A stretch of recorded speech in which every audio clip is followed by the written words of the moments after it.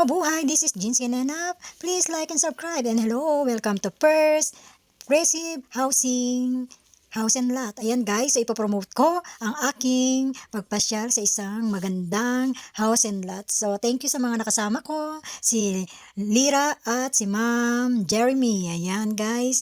So ayan ang mga sample na nakuhanan kong picture doon sa aming viewing. So masaya at talagang nakakatuwa po dahil maganda ang kanilang explanation at talagang nag-enjoy ako at humanga sa pagkakagawa ng disenyo ng bahay na yan. At talagang comfortable tirahan dahil wala ka nang aayusin, nandun na lahat, naka-ready na, extension, kuryente, tubig, kapag na for case mo siya, nakakuha mo siya, ay kakabitan na lang kayo ng kuryente, tubig. At ang monthly due niya para sa community ay hindi siya lalagpas ng 1,000 per month. Nasa 750 lang daw. At saka maganda yung mga materials sa pagtayo ng bahay na yan. So ayan, may extension na, nandyan na lahat. Easy to moving na lang, yung lilipat ka na lang at gamit mo. So ready na lahat yan at ang malaki, maganda yung pagkakadesign niya guys. So ang isa pa dyang ikinaganda,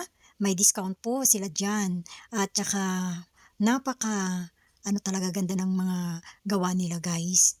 So ayan guys, so tingnan nyo, talagang nakakahanga at sobra talagang mag-i-enjoy ka, lalo na pag ito ang mga agent na iyong makakasama.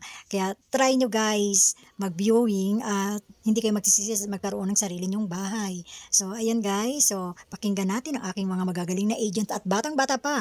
So nakakahanga sila, malayong mararating nyo. Good luck! Ito ba topic mo na Doon kayo. Sige. Ito ba topic? Ano ko to sa YouTube natin. Choose your fighter. Kung sinong manalo siya magano. Hi! Okay. So, by the way, I'm Lira Masamok, licensed property specialist of First Park Homes. And today, ipapakita ko po sa inyo anong kagandahan dito sa First Park Homes by Century Properties. Ayoko na pumasok. Gusto ko pa. May sumpayan kasi, bibili ka. Ngayon pa lang, ma'am. Naku, ma'am. Ang ganda nga. Ang laki. So, ito makikita niyo po na in the future, pag nag-expand kayo ng unit po, kaya pa isang bahay. So, Oo. sabihin mo, kung ikaw magkakabali, so may extra lot or okay na yung lahat. Ay, sa gitna. Ito mas maganda. Tapos, di ba? Talaga ba? Malaki. May air? Kasi yung parang ang liit siya, oh. Ito ba, di ba, iba ba to? Mamaya mo. Ang presyo nito is different sa presyo mo. Yes. So, or unit. Sa end unit, may extra lot. Pero kapag lead ka, bakod to bakod. Pero yung harap mo, Mahaba. mamaya, makipil mo kung ano ba talaga yung kailangan ko. Practicality or utility. So, mamaya, tutulungan ka naman namin. Ma'am, hindi pwedeng ikaw lang magde-decide. Okay. Pagka, dapat alamin namin pati budget mo. Kasi ma'am, agent mo kami. Oo. Pagka tutulungan ka namin. Okay. Nandito po kami para alamin kung anong kakayahan nyo. Room sa taas, sa baba, meron tayong bathroom. And as you can see, pagpasok natin, sample dress up Oo, yan. sample. Baka mamaya pagpasok mo sa dulo, ba't nasa condo ulit ako? Parang nasa kondo. Let's go, Makoy. Ayan. Teka lang, ha. So, Ay, Makoy, ang labo. binibigay na namin siya yung mic. Hindi, taga-bukas lang po. Ito yung setup. Ito, ma'am, sample dress up lang to. Yes. So, as you can see, ma'am, Ang ganda ng ano niyo, oh. kasya ba kayo dito ni sir? Sa tingin mo, kapag Nung nag-ano kami sa Laguna, ganito kalaki yung ano namin, nire-rent. 2 weeks kami doon ng ano namin, siguro 16K nung time na yun. 16K, tapos Laguna. So, back door. Yan yung extension na ilalagay pag ito. Ang ganda. Ipa-expand yung kitchen. Papunta dito. Ito yung ating CR. So, just like what I said Wow, ang ganda ng CR niya. Yes, ganito. Ako lang nga dito pumunta na para tingnan. Ba't ako pinapaano?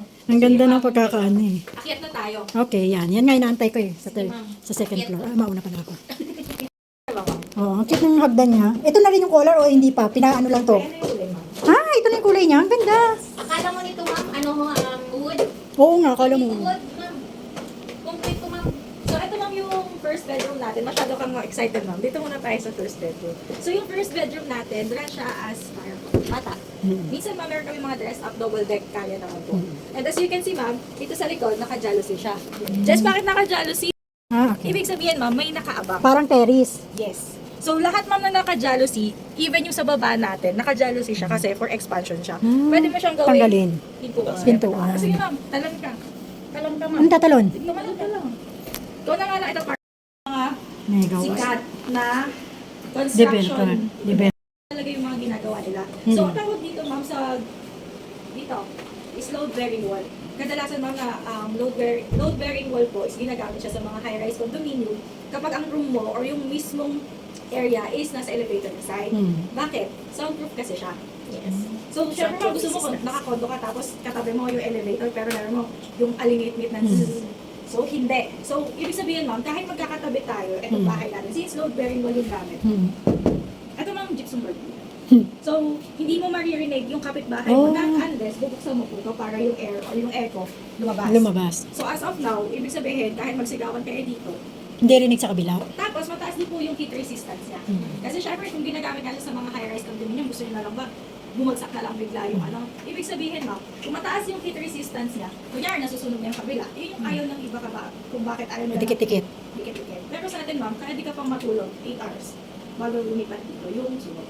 Pero syempre, ma'am, di ka naman lilipat, di ba? Kapag alam mo nasusunog yun. Tapos, ma'am, yung load-bearing wall din, term siya na, ang ibig sabihin, binubuhat niya yung sariling bigat. So, regardless dito, yung for example, marami kang nilagay na gamit sa taas. Kasi di ba sa physics, kapag kailangan, balance lang. So, dito po, kahit meron ka po ilagay dito, ref, ganyan, it's okay. So, ibig sabihin, sobrang safe na lang. So, Rira, gaano katibay yung property mo? Ma'am, 8 to 12 magnitude kaya niya mag-stand. This is Filipino po.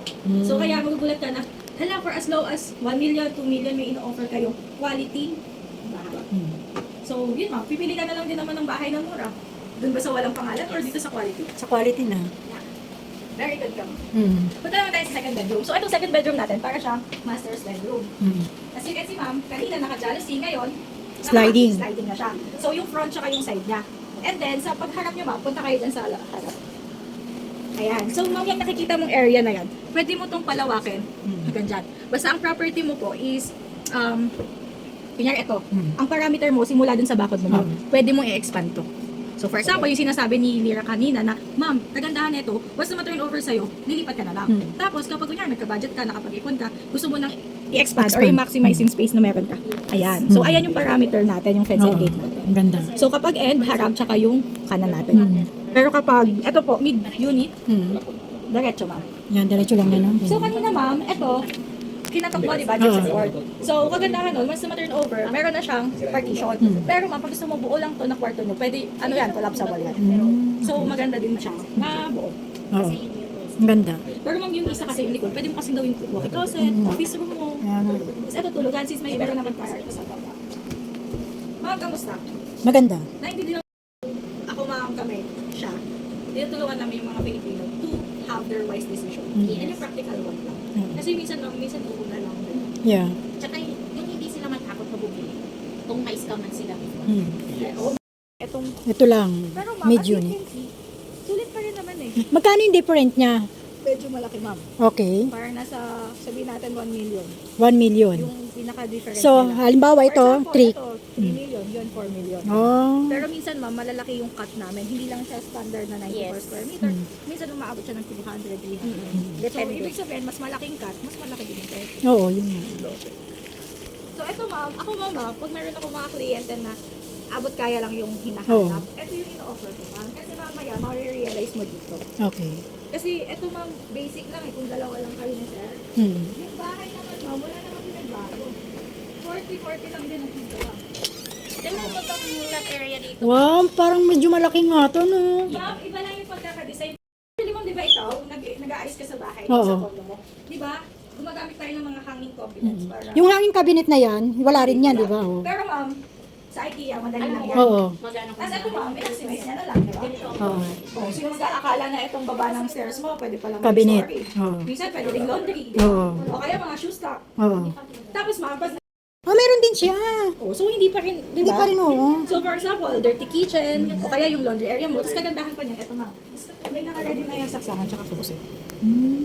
Di ba? Tapos ito yung CR natin. Sige pa rin naman ma'am. Ganda, oh. Oo, parehas lang din. Kaya nga ma'am ako sa'yo, sa mga kliyente ko. Kung Magkano yung sa ganito lang din? Parehas, oo nga, malaki nga sa tingnan kaysa dun. Mas mura to. mura ang live. Halimbawa, Pero kung gusto mo, kunya magkakatabi kayo, mid, pwede nyo i-expand yun. oo. Mamaya, papakita ko sa'yo, baka mamaya magulat ka na, hala, 2 mid lang to. or isang with. Diba? Hmm. Ito pa yung taas? Parehas lang naman siya, di ba? Yes. O, Oh, steel wood tawag dyan. yes. Pwede niyo po yung i-search, ma'am. Hmm. So, ito, bago ito masunog, ma'am, medyo matagal-tagal po. Kasi halo siya. Ang galing. Oo nga, ang laki na parang... Dyan, ha? Yes. Ano name? JC Reyes? Jessery. Jessie Rey, ang ganda ng pangalan, Jessie Rey. Ano yung GJ? Ngayon, concrete na din siya, pero wood style lang. Ganda nga eh. Gusto ko talaga siya. Frameless steel na yan. So, malaki at saka matagal. Oh, mataba. Yung iba kasi di ba kahoy, tapos nabubulo. Before wood kami, pero magandang klaseng wood. Ang ganda nito oh. Tsaka meron na itong Ang ganda nito, gusto ko to. orange, mga Simple. at least diba, yung laki na Pagawa. Ito yung expand. Sa taas, ayan oh. Ang laki oh. Ang lawak. Pag in-expand siya, malaki na siya. In-expand siya dito. Ang lawak, my God. Ang ganda talaga. Ito expand, lalagyan ng bubong yung parking. Yan ang pagkakagawa. Ayan. Nilagyan na bubong yung parking lot. Yung una namin napuntahan. Yan, ang lawak. Tsaka ang taas ng ceiling niya. Ayan. Ang ganda rin ng mga pagkakagawa. Tapos nilagyan din ng CR. Second floor to. Ang ganda ng pagkakagawa nila. Interior design. Ang ganda ng interior. Itong property na to, possible to na pre-selling pa to. So, Pre-selling. hindi mo kailangang magbayad. Yun ng nga on the eh. spot. Kaya, ayun yung gusto ko. Kaso nga lang, ma'am, mamaya papakitaan kita ng sample computation ng bangko, tapos pag-ibig. Pag-ibig. Both maganda. Pero ma'am, ito question ko, nagbabayad ka ng pag-ibig? Yes. Tapos, Yun na yung plano ko eh. kaso nga lang, ma'am, medyo magkakaproblema tayo sa pag-ibig. Kasi malaki yung down na kailangan nila. Di ba may loan nga sila? Pwede ka mag-loan kung third party. Hmm. Eto, tuturuan kita mamaya. Kasi so far naman, ma'am, dun sa Ayala, maganda kasi yung training namin. So, feeling ko, effective ako kapag ina-explain ko sa client. Okay. Ayoko kasi dumating sa point na, Magsisi. hindi, parang, kung ikaw, ma'am, minsan kasi natatakot ka mag-bank kasi Oo. wala kang anything.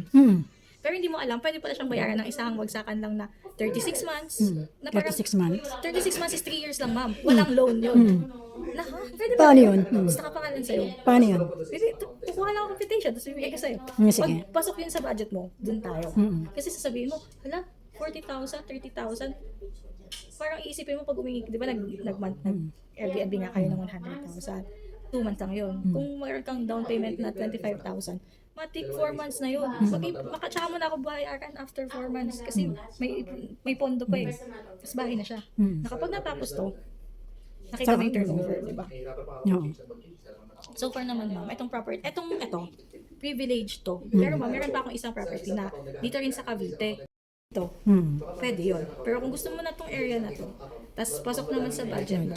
Opo. Kaya nga gusto ko sa iyo, ma'am, maging open, hindi naman sa open-minded. Basta mag-intindihin mo yung sinasabi ko. Kasi ituturo ko naman siya sa iyo. Hindi mo maintindihan, not unless hindi ka makikinig. Na parang sarado na yung... Oo, yung isip mo. Ang kagandahan nga sa iyo, ma'am, di ba? Ikaw mismo nagsabi na, ako nga... Tapos, ma'am, kaganda na ito, di ba? So beautiful. Alam mo, mas maganda nga talaga to sa ano eh. Ito yung clubhouse. Ito yung sa palaruan. Ayan yung bibilin kong bahay.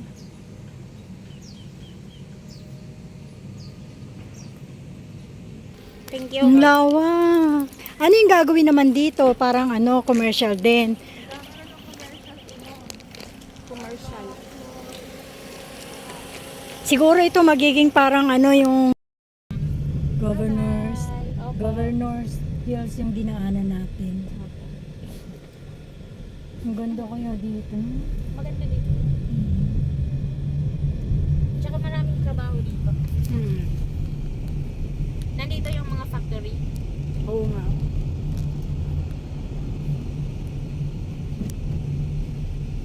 Saan yung bahay na ano no?